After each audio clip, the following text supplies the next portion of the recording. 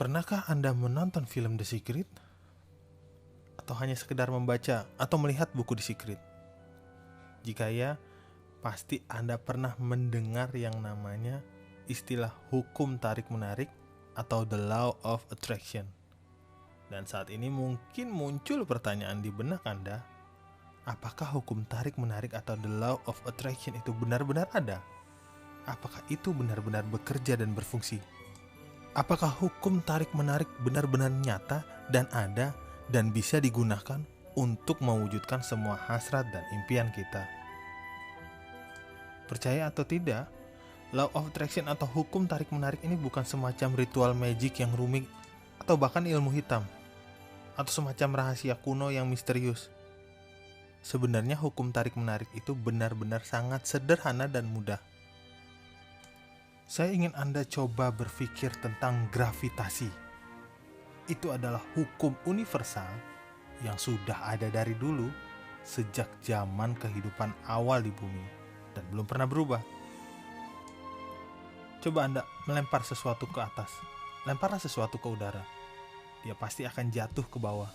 Atau ketika Anda melompat dari atas gedung, pasti Anda akan jatuh ke tanah. Dan itulah gravitasi. Ada sesuatu yang menarik kita ke tanah. Hukum tarik-menarik juga tidak jauh berbeda dengan gravitasi. Dia juga hukum universal, hukum alam semesta yang sudah ada sejak awal zaman kehidupan manusia. Hukum tarik-menarik adalah suatu kemampuan untuk menarik sesuatu ke dalam hidup kita, apapun yang kita fokuskan dan kita pikirkan. Baik itu material, benda, pengalaman hidup, hasrat, impian, dan segala macam yang kita fokuskan di dalam hidup kita. Sederhananya begini, semua pikiran Anda, semua fokus Anda, semua yang Anda pikirkan akan berubah menjadi kenyataan. Dan fokus pikiran kita itu menarik segala sesuatu ke dalam hidup kita. Seperti gravitasi. Dan untuk memahami hukum tarik-menarik, Anda harus pahami ini dulu.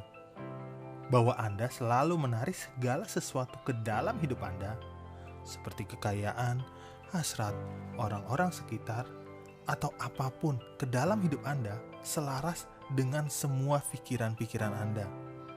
Itu berarti juga Anda menarik pengalaman, kejadian, hasrat, pekerjaan, kekayaan, kesehatan, atau apapun itu selaras dengan pengetahuan Anda saat ini, pengalaman Anda saat ini, dan kebijaksanaan Anda saat ini. Itu berarti bahwa Anda hanya akan menjadi lebih baik jika Anda menjadi lebih baik. Anda hanya akan menjadi karyawan yang berprestasi jika Anda menjadi lebih baik. Anda hanya akan menjadi manajer yang baik jika Anda menjadi lebih baik. Anda hanya akan menjadi seorang ayah yang baik jika Anda berubah menjadi lebih baik. Jadi hari ini saya ingin memberitahu 4 langkah awal bagaimana sebenarnya mempraktikkan hukum tarik-menarik di dalam hidup Anda. Bukan teori yang rumit sebenarnya. Bukan juga teori memeluk pohon, teori Ho'oponopono, teori afirmasi lainnya atau 5 bukan seperti itu ya, atau bahkan meditasi berjam-jam, bukan seperti itu. Saya bicara tentang bagaimana cara kerja sebenarnya dari hukum tarik-menarik ini. Bagaimana cara menggunakan hukum tarik-menarik ini untuk mewujudkan segala hasrat dan impian di dalam hidup Anda. Untuk yang sudah mengikuti 28 hari latihan bersyukur sebelumnya, cara ini merupakan tips tambahan. Dan untuk yang belum mengikuti 28 hari latihan bersyukur, ini adalah awal pembuatan fondasi syukur. Dan setelah materi ini berakhir, Anda boleh berhenti sampai di sini dan saya yakin kehidupan Anda pastinya jauh lebih baik, atau Anda dapat mengikuti 28 hari latihan bersyukur untuk mempercepat semua hasrat dan keinginan Anda terwujud di depan mata Anda. Langkah pertama untuk menggunakan hukum tarik-menarik di dalam hidup Anda, saya sebut ini penyaringan informasi. Sebagai manusia, kita selalu mencari informasi yang menegaskan apa yang telah kita yakini sebenarnya. Apa maksudnya? Oke, saya beri contoh. Saya ingat awal-awal dulu saya memimpikan saya mempunyai mobil Chevrolet Trailblazer. Sangat gagah ya waktu itu. Untuk ukuran tinggi saya yang 179 cm. Dengan warna hitam pekat, tinggi besar, dengan bumper depan yang gagah. Itu adalah mobil impian pertama saya. Saya pun memasang fotonya di papan impian saya dan menegaskan inilah salah satu hasrat dan impian saya yang harus terwujud. Dan ada satu yang menarik. Saat saya menaruh gambar itu di papan mobil impian saya, di daftar hasrat saya, tiba-tiba saya jadi melihat banyak mobil Chevrolet kemanapun saya pergi. Dari mulai Chevrolet Spark, Chevrolet Spin, Chevrolet Blazer yang lama, atau bahkan Opel sebelum dia berubah menjadi Chevrolet. Bahkan saya jadi melihat ada banyak taksi yang menggunakan mobil Chevrolet. Dan bahkan setelah itu, teman-teman saya yang bekerja di pabrik mobil sejuta umat, bahkan banyak yang pindah ke pabrik mobil Chevrolet di Pondok Ungu. Dan tiba-tiba, di dekat tempat tinggal saya, dibangun sebuah showroom Chevrolet yang sangat besar. Walaupun sekarang sudah tutup ya. Dan saat itu saya seperti, wow, ternyata banyak juga yang pakai mobil Chevrolet. Kan image mobil Eropa saat itu adalah mobil mahal dan tidak ada yang mau pakai. Ternyata banyak juga yang pakai. Kemanapun saya memandang, saya selalu menemukan mobil Chevrolet. Tapi apakah itu benar? Banyak orang yang pakai? Memang banyak orang yang pakai, atau saya cuma menyaring informasi yang saya dapat? Karena Chevrolet lah yang saya fokuskan, dan tiba-tiba saya bisa melihat lebih banyak hal yang saya fokuskan. Atau apa mungkin memang sebenarnya sudah banyak orang yang pakai Chevrolet? Cuma saya dulu tidak memfokuskannya dan tidak memperhatikannya. Jadi begitulah cara pikiran kita bekerja. Saya kasih contoh yang lain ya. Sekarang Anda menonton video saya atau mendengarkan podcast saya. Anda coba boleh cek komen-komen di video saya. Atau yang paling mudah, Anda tonton video debat agama atau cek komen-komen di debat agama. Anda akan menemukan sesuatu yang menarik. Bahwa di dalam satu video yang sama, dalam satu materi yang sama, ada banyak komentar yang berbeda. Seperti ada yang mengejek, ada yang bilang, ini biasa aja. Ada yang bilang, oh ini sangat bagus dan sangat luar biasa. Ada yang bilang, ini dapat merubah hidup saya.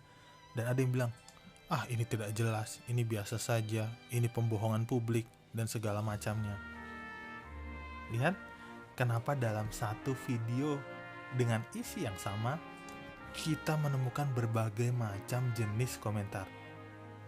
Itu karena sebenarnya kita mencari informasi yang menegaskan atau menguatkan apa yang telah kita yakini sebelumnya. Saat Anda menonton video saya ini, atau mendengarkan podcast saya ini, Anda sebenarnya tidak sungguh-sungguh ingin mendengar apa yang saya katakan. Anda sebenarnya tidak mendengarkan apa yang saya jelaskan. Anda mendengar apa yang ingin Anda dengar. Kita semua punya filter. Kita semua punya penyaring informasi. Dan setiap informasi yang masuk ke dalam kepala kita disaring oleh filter ini secara otomatis. Dan jika ada suatu informasi yang menegaskan apa yang sudah Anda percayai sebelumnya, Anda akan langsung menerimanya. Dan jika belum mempercayainya, filter itu akan menyaringnya dan Anda akan mengabaikannya atau bahkan berdebat untuk membenarkan argumen Anda. Itulah mengapa konten video dengan isi yang sama, konten podcast dengan isi yang sama akan memancing komentar yang berbeda-beda. Karena filter dan kepercayaan orang berbeda-beda. Jadi semuanya ini tidak ada hubungannya dengan apa yang saya omongkan, dengan apa yang saya bicarakan, tidak ada hubungannya dengan apa yang saya katakan. Jadi semuanya itu tergantung dengan keyakinan Anda. Bagaimana Anda melihat dunia, bagaimana cara pandang Anda terhadap dunia. Beberapa orang yang telah mengikuti latihan 28 hari syukur, ada yang mengikutinya dengan sungguh-sungguh dan mendapatkan keajaiban. Bahkan ada seseorang yang WhatsApp ke saya dan bercerita tentang keajaiban-keajaiban yang telah ia peroleh.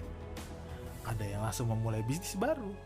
Ada yang menerapkannya di perusahaan kecilnya dan merubah perusahaan kecilnya menjadi perusahaan yang besar sekarang.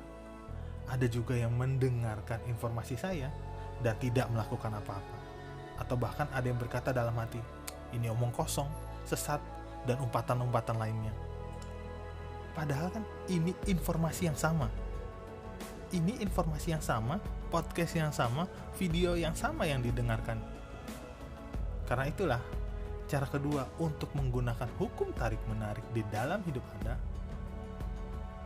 Saya tahu tentang sesuatu, tapi saya tidak memperhatikan atau fokus dengan itu.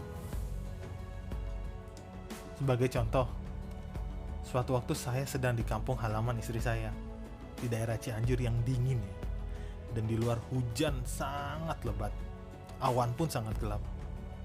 Dan saya sedang melihat keluar jendela dan bergumam di dalam hati saya, waduh, hujan lagi, dingin, gak bisa pergi kemana-mana, takut longsor karena rumah saya di perbukitan. Kemudian istri saya datang membawa segelas teh dan menghampiri saya dan berkata, suasana ini sangat romantis ya. Saya langsung nengok ke istri saya dan bilang, apaan? Romantis? Kamu mikirnya gimana sih? Di luar itu gelap, hujan deras, dan di sini daerah rawan longsor. Kemudian istri saya bilang, coba lihat gunung-gunung itu. Coba lihat bias cahaya lampu yang dinyalakan di siang hari, yang terbias oleh air hujan. Ini sangat romantis loh. Belum lagi nanti setelah hujan selesai, kabut akan turun dan membawa kesegaran. Saya mengerujutkan dahi, dan saya seperti berkata, apakah istri saya dan saya melihat sesuatu yang sama? Apa yang terjadi sebenarnya? Kami melihat hal yang sama. Yang membedakan adalah saya melihat awan gelap, sedangkan istri saya melihat keindahan bias lampu di siang hari saat hujan. Itu kejadian yang sama kan? Jadi apa yang kita fokuskan akan mendatangkan lebih banyak hal serupa dengan hal yang kita fokuskan. Seperti filter yang kita bicarakan sebelumnya. Kebanyakan orang cenderung merubah hidup mereka lebih banyak dengan informasi tanpa meningkatkan kapasitas filter mereka. Saya dan istri saya memiliki filter yang berbeda tingkatan. Jadi, Anda harus sadari ini, bahwa ini semua bukan tentang apa yang terjadi pada Anda, apa kejadian yang menimpa Anda, tapi ini semua tentang bagaimana Anda berpikir tentang apa yang terjadi pada Anda. Yang menentukan adalah bagaimana Anda bereaksi dan bagaimana perasaan Anda terhadap apa yang terjadi pada Anda. Bukan sesuatu di luar Anda yang menentukan kondisi Anda atau nasib Anda, tetapi sesuatu yang ada di dalam diri Anda yang menciptakan kondisi hidup Anda. Jadi Anda sebenarnya bisa memilih apa yang ingin Anda fokuskan dan perhatikan, atau Anda bisa mengabaikannya. Dan ketika Anda pulang dan mengeluh tentang bisnis Anda atau tentang pekerjaan Anda bercerita kepada pasangan Anda, aduh hari ini buruk sekali, hari ini atasan galak, pekerjaan buruk, dan sebagainya. Itu berarti Anda menghidupkan perasaan itu lagi, perasaan buruk itu lagi berulang-ulang. Dan Anda memberi energi pada perasaan itu lebih banyak, dan kemudian sepupu Anda telepon dan bercerita juga tentang hari yang buruk, pekerjaan yang buruk, kejadian-kejadian buruk yang dialaminya, dan Anda terus mengulang kejadian-kejadian buruk itu, menghidupkan kejadian-kejadian buruk itu, memberikan energi pada kejadian-kejadian buruk itu. Ya betul, memang hal buruk sudah terjadi, tapi itu pilihan Anda. Apakah Anda ingin memberinya energi dan fokus pikiran Anda kepada hal buruk itu, atau malah mengabaikannya? Dan itulah cara kerja hukum tarik-menarik. Semakin banyak Anda memberi energi pada sesuatu, fokus pada sesuatu, semakin banyak Anda menarik hal-hal serupa seperti itu datang ke dalam hidup Anda. Dan cara ketiga untuk menggunakan hukum tarik-menarik, sekarang Anda sudah tidak memberi perhatian pada hal negatif. Oke, sekarang Anda mulai mengabaikan banyak hal. Bagus. Pelan tapi pasti, hilangkan memperhatikan hal negatif. Tapi Anda harus mengisinya dengan sesuatu. Karena sebenarnya alam semesta ini sedikit memaksa kita untuk melakukan sesuatu yang sebenarnya untuk kebaikan kita. Saya berikan sebuah contoh. Anda memiliki sebuah kebun dan Anda membeli bibit mawar. Anda tanam bibit mawar di dalam kebun itu. Apa yang akan terjadi? Mawar akan tumbuh. Tentu saja akan tumbuh mawar yang indah. Nah, bagaimana jika Anda tidak menanam apapun di kebun Anda? Bagaimana jika Anda tidak memperhatikan, merawat, atau bahkan sekedar menengok kebun Anda itu? Apa yang akan terjadi? Rumput liar yang akan tumbuh. Dan itulah sebenarnya cara kerja pikiran kita. Jadi, jika kita tidak secara berkala memberikan makanan pada pikiran kita, yaitu seperti sesuatu yang positif, kisah inspirasi, motivasi, ceramah yang menyejukkan, atau belajar agama, atau cara-cara yang menuntun Anda pada apa yang Anda inginkan, atau hidup yang Anda impikan, jika Anda tidak melakukannya secara berkala, merawat kebun pikiran Anda, merawat taman pikiran Anda, rumput liar akan tumbuh. Dan itulah kenapa saya sekarang tidak menonton berita-berita di TV. Karena sebagian besar berita di TV atau koran adalah hal-hal negatif. Karena itulah yang menjual. Karena sebagian besar isi TV hanya gosip, aib dari para pejabat atau para selebriti yang memang digunakan untuk menarik pikiran-pikiran kita. Padahal sebenarnya itu sama sekali tidak berpengaruh terlalu banyak pada hidup Anda. Itu tidak menambahkan nilai apapun pada hidup Anda, dan itu tidak membuat Anda menjadi orang yang lebih baik, kecuali itu hanya membuat Anda menjadi takut dan berperilaku jauh lebih buruk, dan melakukan hal-hal buruk tentunya. Maka dari itu saya tidak pernah menonton atau membaca berita. Jika memang ada sesuatu yang penting, maka itu akan sampai sendiri kepada saya. Mungkin itu dari grup WA, atau dari teman, atau dari rekan kerja. Jadi kebanyakan saya tidak nonton berita untuk melindungi pikiran saya, untuk melindungi filter saya agar tidak rusak. Dan saya sangat berhati-hati tentang bagaimana cara saya memandang kehidupan, bagaimana cara saya meningkatkan kapasitas filter saya. Dan itulah hukum tarik-menarik yang bekerja setiap waktu, 24 jam, mau atau tidak mau, suka atau tidak suka, Anda melakukannya atau Anda tidak melakukannya, Anda tidak bisa menghentikannya atau Anda tidak bisa mengelak darinya. Jadi walaupun Anda tidak memperhatikannya, Anda akan tetap merasakan hukum tarik-menarik. Jadi Anda bisa memilih apa informasi yang bisa Anda konsumsi setiap hari, apa saja yang bisa Anda lihat dan Anda serap setiap hari. Anda bisa memilih apa yang ingin Anda beri perhatian atau Anda fokuskan. Anda bisa memilih channel atau podcast yang Anda ingin tonton atau Anda ingin dengarkan, karena Anda punya kekuatan dan hak untuk memilih filter yang Anda ingin gunakan. Dan cara nomor 4 yang terakhir, untuk menggunakan hukum tarik-menarik di dalam hidup Anda, yaitu apa yang Anda katakan kepada diri Anda akan menjadi ramalan untuk diri Anda di kedepannya. Jadi saya ingin menanyakan sesuatu kepada Anda sekarang. Sebutkanlah 3 hasrat utama, tulis hasrat utama, 3 hasrat utama di dalam diri Anda.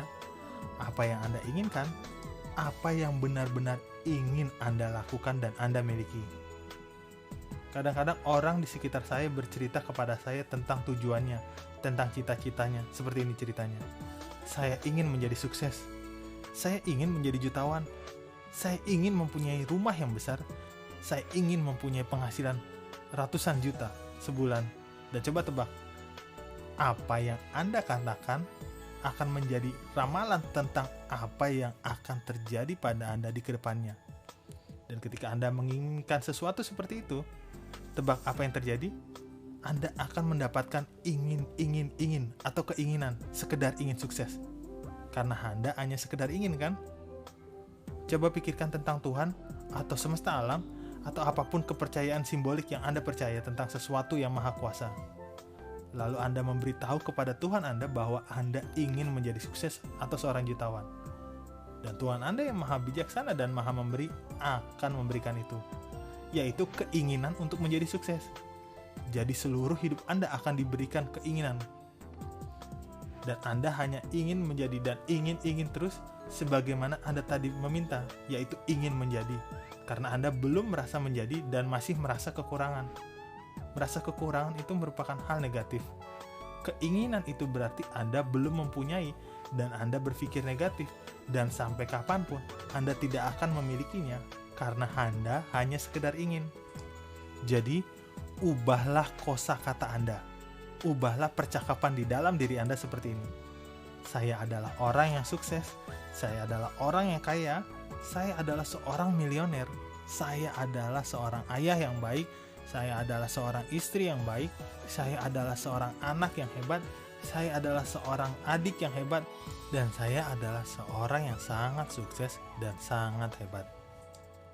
Tapi perhatikan di sini bahwa saya tidak berkata bahwa apakah kamu menyuruh saya untuk mengatakan ke seluruh orang bahwa kamu seorang milioner, bahwa saya adalah seorang yang sukses. Apakah saya disuruh berbohong kepada orang-orang dengan mengatakan bahwa saya seorang milioner dan segala macamnya, padahal hidup saya sedang susah-susahnya? Tidak seperti itu.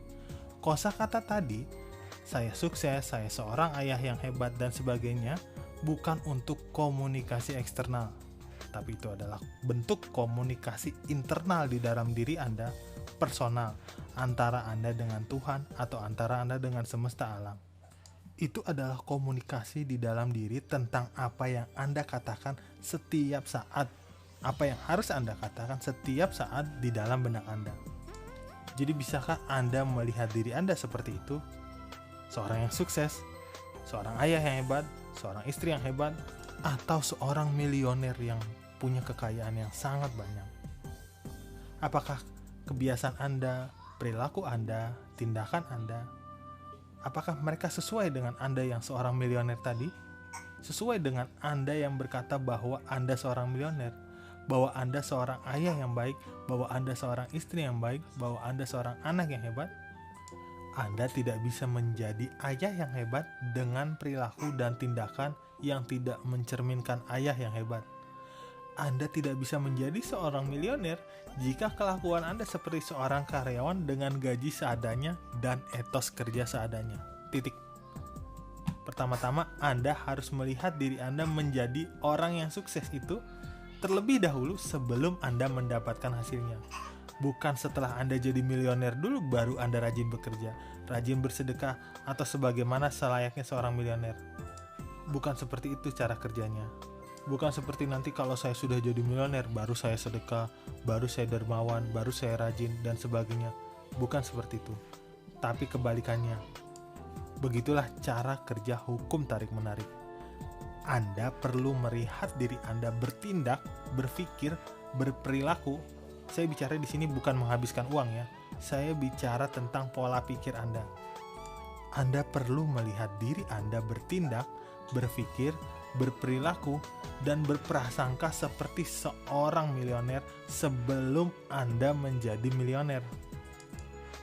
Jadi seperti itulah cara kerja hukum tarik-menarik. Jadi jika Anda merasa bahwa Anda sudah cukup sampai di sini untuk mendengarkan materi ini, dan Anda sudah cukup bisa untuk menerapkannya ke dalam hidup Anda, saya yakin pasti hidup Anda akan berubah jauh lebih baik. Atau jika Anda merasa setelah mendengarkan selama ini Anda merasa bahwa ini adalah omong kosong, dan itu menurut saya adalah sebuah hal yang mustahil, silahkan tinggalkan tanpa melakukan apapun.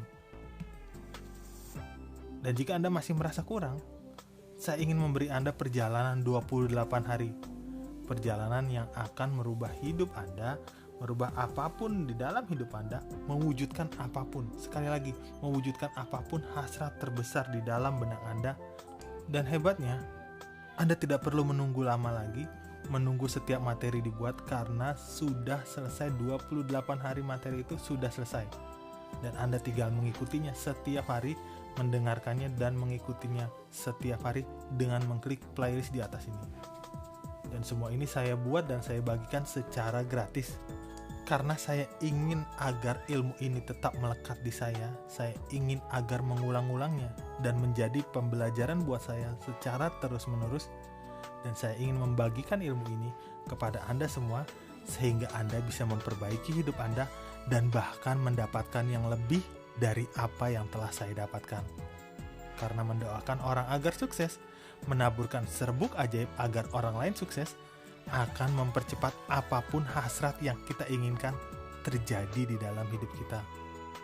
Selamat mengikuti 28 hari latihan ajaib, dan sampai jumpa di podcast selanjutnya yang tentunya di keadaan Anda yang sudah jauh lebih baik dari hari ini pastinya.